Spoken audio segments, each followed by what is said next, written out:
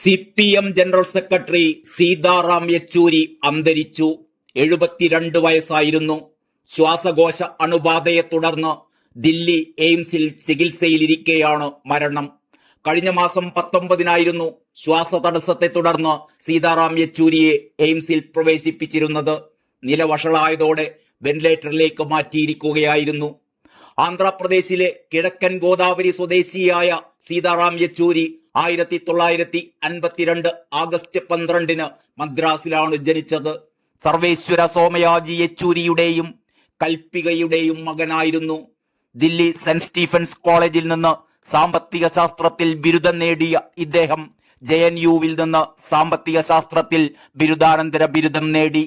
JNUവിൽ വെച്ച് കമ്മ്യൂണിസ്റ്റ് പാർട്ടിയിൽ ആകൃഷ്ടനായി.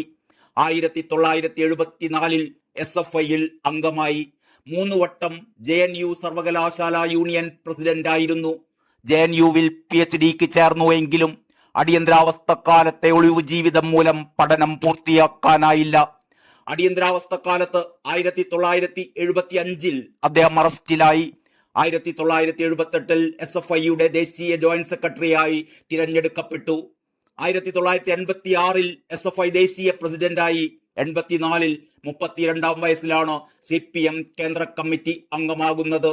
1988-ൽ തിരുവനന്തപുരത്ത് നടന്ന പാർട്ടി കോൺഗ്രസിൽ കേന്ദ്ര സെക്രട്ടേറിയറ്റ് അംഗമായി. 1992-ൽ മദ്രാസിൽ നടന്ന പാർട്ടി കോൺഗ്രസിൽ പോളിറ്റ് ബ്യൂറോ അംഗവുമായി.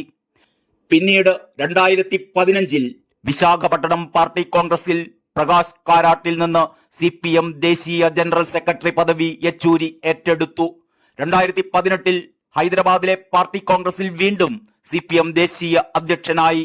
2022-ൽ കണ്ണൂർ പാർട്ടി കോൺഗ്രസിൽ 3-ാം വട്ടവും പാർട്ടി ദേശീയ അധ്യക്ഷനായി തിരഞ്ഞെടുക്കപ്പെട്ടു. People's democracy വാരികയുടെ എഡിറ്ററായിരുന്നു. 2005-ൽ പശ്ചിമ ബംഗാളിൽ നിന്നുള്ള രാജ്യസഭാംഗവുമായിരുന്നു.